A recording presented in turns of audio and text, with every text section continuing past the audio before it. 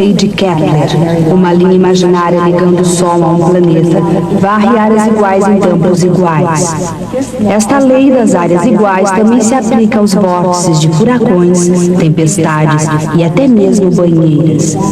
E no centro desse movimento de rotação está a lei do momento angular. Nos séculos XVI e XVII, a fase brilhante do Renascimento chegava ao fim. A Europa voltava sua atenção para um acalorado debate sobre pontos sutis da teologia cristã. Esse período, a Reforma e a Contra-Reforma, culminou com a sangrenta Guerra dos 30 Anos. Durante esses anos, 3 gigantes caminharam sobre a Terra. Ao longo da história, eles se revelariam mais importantes que bispos e reis. Seus nomes foram Galileu Galilei, Johannes Kepler e Tycho Brahe. Galileu, naturalmente, já é nosso conhecido. Sobre Brahe falaremos um pouco mais adiante. Agora chegou a hora de falarmos sobre Johannes Kepler.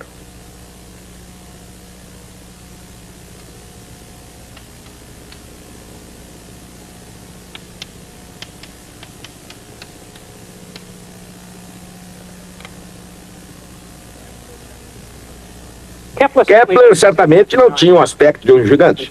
De fato, ele era baixo, frágil e míope. Sofria de febres e problemas estomacais. Era sujeito a ciclos de profunda depressão e transbordante alegria. Essa euforia estava normalmente associada a alguma descoberta científica que havia feito ou pensava que havia feito. Também era rigorosamente honesto. Escreveu, por exemplo, a própria mãe como tagarela e possuidora de mau gênio, e sua primeira mulher como gorda, confusa e ignorante. Comentou sobre a ciência com a mesma franqueza. Escreveu seus fracassos e sobre seus sentimentos durante o decorrer das investigações científicas. Não é assim que se escrevem hoje os relatos científicos. Todos parecem sempre um triunfo da lógica, o que naturalmente não é verdade. Era também um místico. De fato, era um astrólogo profissional. Naquela época, os matemáticos faziam horóscopos para ganhar a vida. Kepler achava que todos os astrólogos eram charlatães e impostores. Todos, menos ele, claro. Ele fez o próprio horóscopo, tendo chegado à conclusão que fora concebido às 4h07 da manhã do dia 16 de maio de 1571. Talvez tivesse razão, talvez não. Foi a noite de núpcias de seus pais e ele nasceu 7 meses mais tarde. Era um autêntico gênio. Durante uma discussão, por exemplo, sobre o formato de tonéis de vinho, quase inventa o cálculo integral. Também descobriu muitas leis. 3 delas se revelariam corretas. É por essas leis que seu nome hoje é lembrado.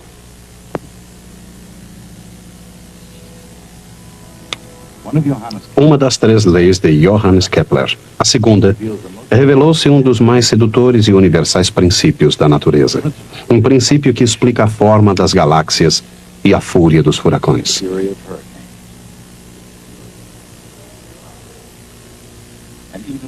E até mesmo esses relativamente calmos remoinhos na banheira da família. Afinal, a segunda lei de Kepler acabou sendo vista como uma simples consequência da lei de conservação do momento angular.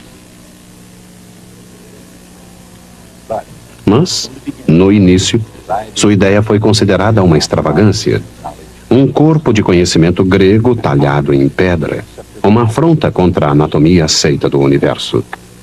Kepler discordou dos astrônomos clássicos, dando as costas a 2000 anos de sabedoria coletiva. A astronomia, mesmo antes que a medicina, foi praticada como a primeira ciência física. Na antiga China e na Grécia, na Babilônia, em Alexandria, na época do nascimento de Cristo. Em Copan, o centro científico sagrado dos maias, na sabedoria do califafo de Bagdá, na Alhambra Moura, onde a matemática e a arte se combinaram, produzindo magníficos projetos. Onde quer que o homem dependesse dos ciclos da natureza, e isso significava, onde quer que houvesse plantações, os povos dependiam dos astrônomos para lhes mostrar o caminho previsto pelas estrelas. Quanto mais os astrônomos conheciam os céus, mais eficientes se tornavam aqui na Terra. E assim acabaram tentando reproduzir o céu na Terra, um modelo do universo que reproduzia a configuração estrelada que haviam observado durante séculos.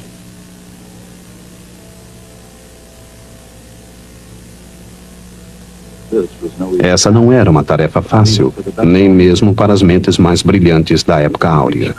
Os gregos criaram todas as espécies de esquemas originais até mais ou menos o ano 350 a.C., quando apareceu Aristóteles, que lançou algumas ideias sobre tudo que existia sob o Sol, ele inclusive.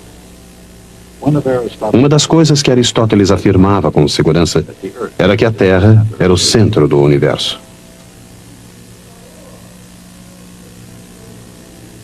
Ele também argumentava de maneira convincente que todos os corpos celestes se movimentavam em círculos uniformes e perfeitos. Na verdade, isso não acontece. Assim, para desenhar os movimentos planetários segundo as linhas aristotélicas, os astrônomos precisaram recriar um cosmos de círculos complicados, girando sobre outros círculos complicados. Esse sistema rotatório de epiciclos era fantástico e tão complexo que podia ser considerado quase incompreensível, mas salvava as aparências. E com uma linguagem científica difícil, justificava o introduzir de pinos redondos em orifícios quadrados. E além disso, muitas vezes o sistema realmente funcionava. Ele, mais ou menos, previa, por exemplo, as posições das estrelas e dos planetas. Auxiliava a navegação. E talvez mais importante, ajudava os astrônomos a fazerem os horóscopos reais mais confiáveis, o que influía na segurança dos seus empregos. Na verdade, a visão aristotélica, com a Terra no centro do universo, na qual todo movimento era uniformemente circular, satisfazia quase todo mundo. Quase todo mundo, com exceção de Nicolau Copérnico. E por volta de 1500, escreveu um livro que pode ser considerado um verdadeiro furacão intelectual: A Revolução dos Corpos Celestes. Em suas páginas havia ideias suficientemente poderosas para atirar a Terra no espaço, abalando as próprias bases da ciência física nesse processo. Em outro simples capítulo, Copérnico recriou o universo. Ele colocou o Sol, não a Terra, no seu centro. E colocou a Terra como mais um planeta em órbita ao redor do Sol. O universo de Copérnico era uma ideia tão revolucionária como nenhuma outra antes ou depois.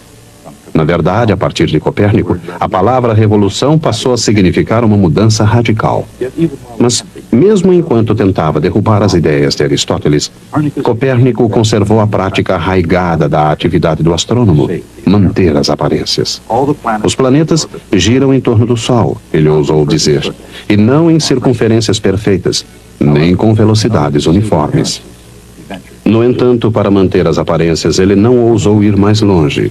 Copérnico concluiu seu livro reproduzindo a velha história de epiciclos. Assim, no final das contas, o sistema de Copérnico era não mais estranho do que aquele que ele queria substituir. Seu teor revolucionário permaneceu quase escondido por trás da cortina de fumaça da complexidade astronômica.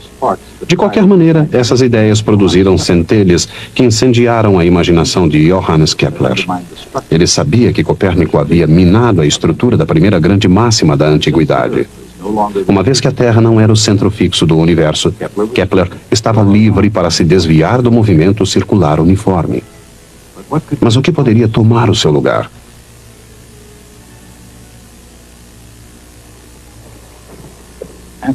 A busca dessa resposta consumiu a melhor e a pior fase da vida de Kepler. Uma jornada cheia de cálculos e discussões para encontrar sua resposta, que acabou com tudo o que ele tinha e tudo que ele conseguiu tomar emprestado de seus contemporâneos. Finalmente, esse homem, que foi chamado de o matemático errante, pôde descrever os movimentos dos planetas. Indo mais longe que Copérnico, Kepler encontrou as 3 leis do movimento planetário. A primeira lei de Kepler deu às órbitas dos planetas uma forma nova, não circular, e afastou o Sol um pouco do centro dos acontecimentos. Assim, no curso de suas viagens, um planeta às vezes está mais próximo do Sol, outras mais distante. De acordo com a segunda lei de Kepler, quanto mais próximo do Sol, mais rápido esse planeta se movimentava. Quanto mais longe, mais lentamente se deslocava. A terceira lei dizia que quanto maior a órbita de um planeta, mais tempo ele demorava para percorrê-la. As 3 leis de Kepler descrevem os céus com precisão matemática.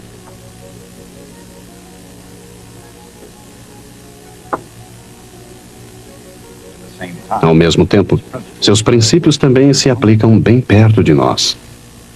A segunda lei de Kepler explica por que até mesmo a água desce dreno abaixo numa perfeita espiral.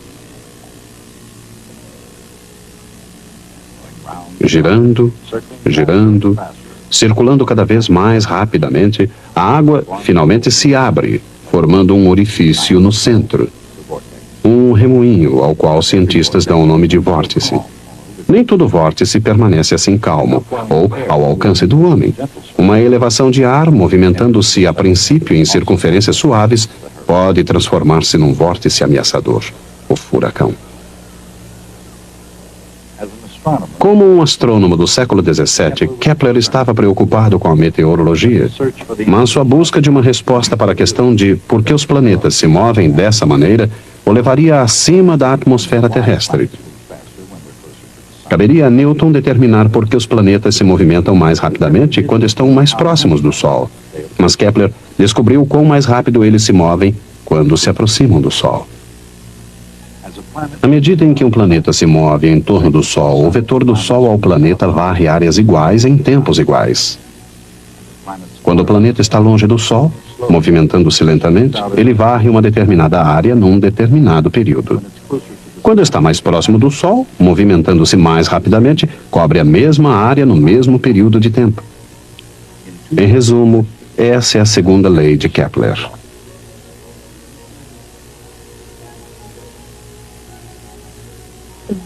O vetor varre uma área de forma triangular. A área do paralelogramo, formado por 2 vetores, é seu produto vetorial.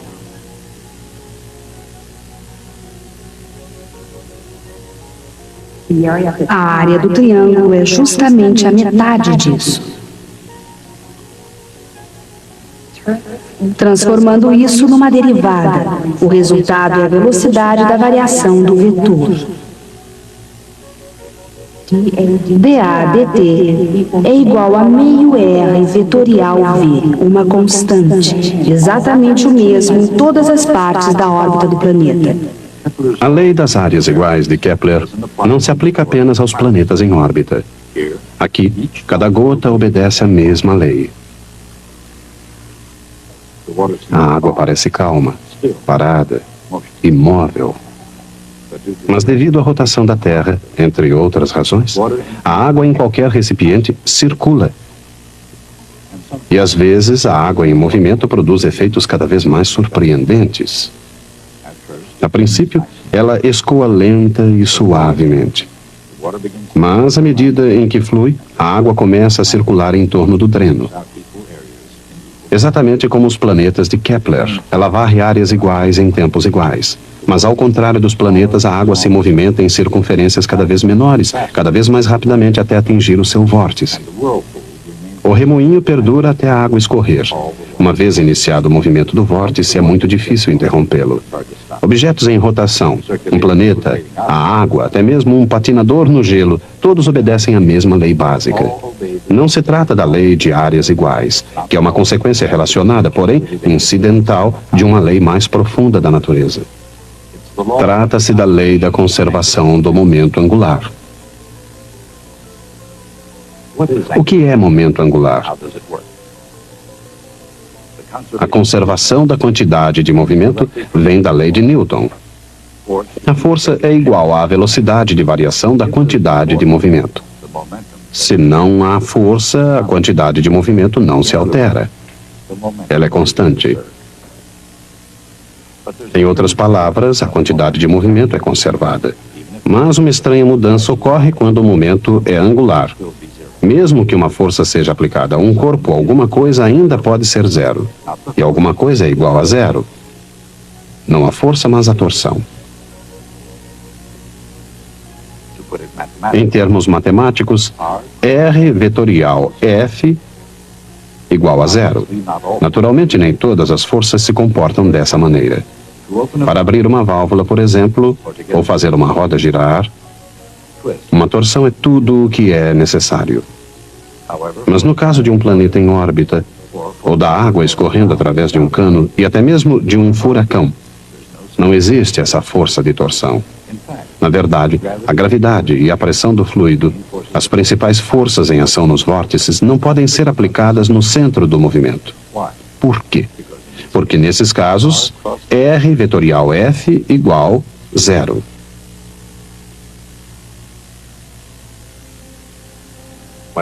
Quando a força é zero, a quantidade de movimento é conservada. Quando R vetorial F é zero, algo mais é conservado. Então, R vetor F é derivada do quê? A resposta é encontrada na diferenciação de R vetorial V. Use a regra do produto. dr dt é V e V vetorial V é zero. Assim, a derivada de R vetorial V é R vetorial A. Agora multiplicamos pela massa.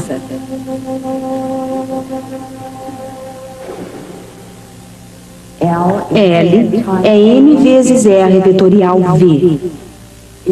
Se R vetorial F é zero, a quantidade de L é conservada.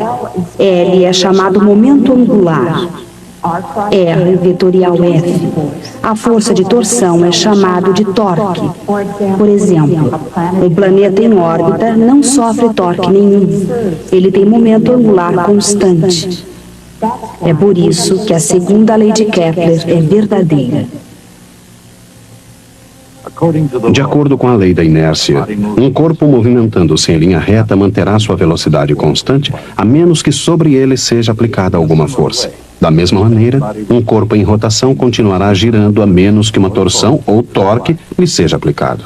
Esta é a essência da lei de conservação do momento angular. O momento angular L é um vetor que segue a regra da mão direita. No caso do movimento circular, quando V e R são perpendiculares, o valor de L é mRV. Para manter L constante, caso a circunferência seja reduzida, a velocidade deve aumentar.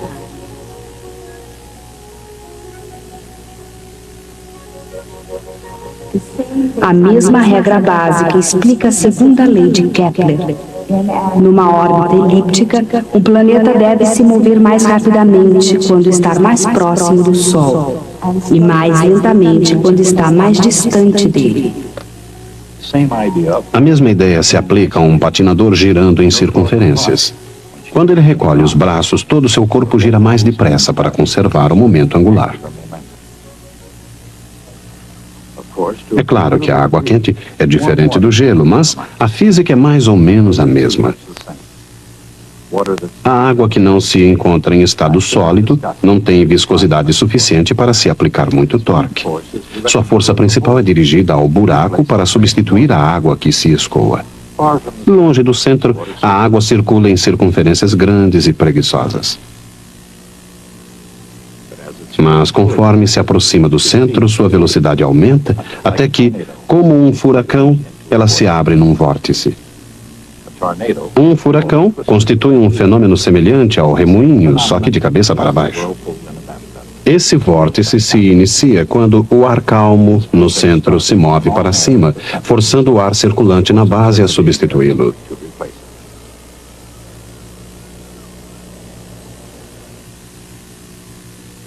Às vezes, a ascensão é provocada pelo fogo. Quando um vórtice se desenvolve, o fenômeno é conhecido como uma tempestade de fogo, ou melhor, um furacão de fogo.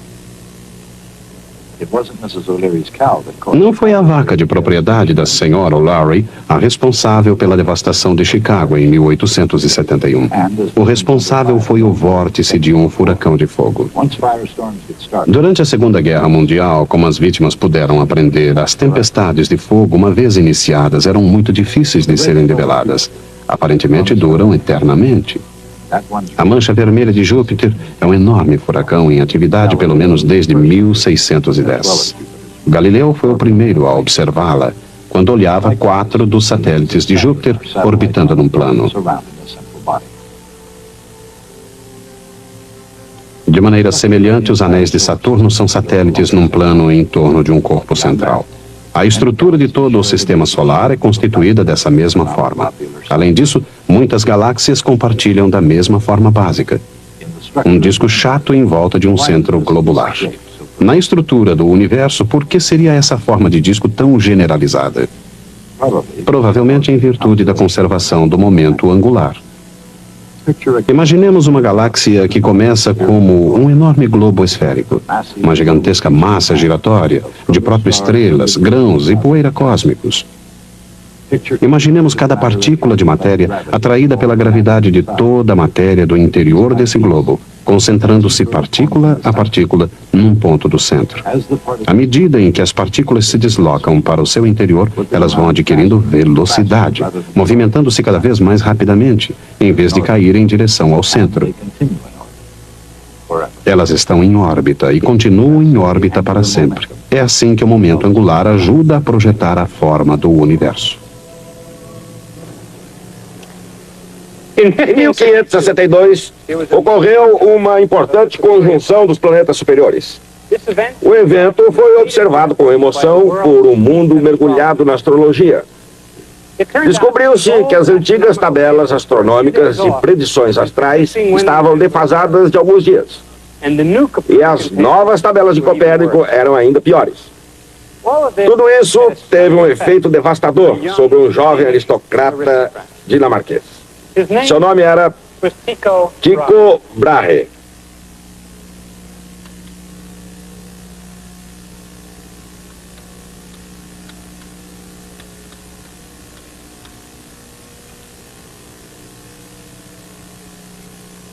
Ele percebeu que as previsões eram insatisfatórias em ambos os sistemas, isso porque as necessárias observações precisas e contínuas jamais tinham sido feitas. Decidiu então tornar-se um astrônomo. Persuadiu o rei Frederico a lhe conceder uma ilha chamada Riven, ao largo do litoral da Dinamarca, onde construiu um magnífico observatório e os melhores instrumentos astronômicos jamais produzidos. Ele não fez apenas as observações necessárias, mas também criou o seu próprio universo, o chamado universo de Tycho Brahe. Lembre-se que no universo de Aristóteles, a Terra estava no centro. Os outros corpos giravam em torno da Terra sobre esferas de cristal. O universo de Copérnico mudara tudo isso, colocando o Sol no centro e fazendo da Terra um dos planetas. Mas ainda era um universo que girava sobre esferas de cristal. No universo de Tycho Brahe, a Terra estava no centro, como no universo de Aristóteles. E o Sol girava ao redor da Terra. Mas todos os outros planetas giravam em torno do Sol. Para nós, o sistema de Tycho Brahe parece uma solução conciliatória entre os mundos de Aristóteles e o de Copérnico. Mas ele foi, na verdade, uma inovação radical. A noção dos planetas girando em torno do Sol e o Sol em torno da Terra destruiu as esferas de cristal dos sistemas mais antigos. Tycho, naturalmente, acreditava de forma apaixonada em seu próprio sistema. De fato, considerava esse sistema a sua mais importante conquista. Mas hoje sabemos, olhando para trás na história, que suas verdadeiras e importantes conquistas foram suas observações cuidadosas e sistemáticas dos céus. Antes de Tycho, as posições dos corpos celestes eram conhecidas com uma incerteza de 10 minutos de arco, cerca de 1/6 de um grau. Um grau corresponde à largura de um dedo estando o braço esticado. Imaginemos as observações com uma incerteza de cerca de 1/6 de grau. Quando Tycho concluiu seu trabalho, as incertezas em relação às posições dos corpos celestes foram reduzidas a 2 minutos de arco. É a partir desse avanço crucial que se desenvolve o resto de nossa história. Retomaremos essa história da próxima vez. O momento angular de um objeto é definido como produto vetorial do raio de um ponto específico por sua quantidade de movimento. Uma força que aplica uma torção é chamada de torque. Ele é igual ao produto vetorial do raio pela força, R vetorial F. O torque é igual à velocidade de variação do momento angular. Quando um objeto não sofre a ação de um torque, o momento angular do objeto é conservado.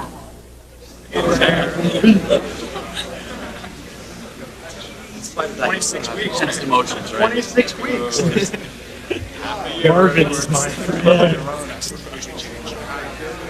Well, it's excellent. Yeah, unfortunately. It's not good to be on there. Sure it is. Super immaculate.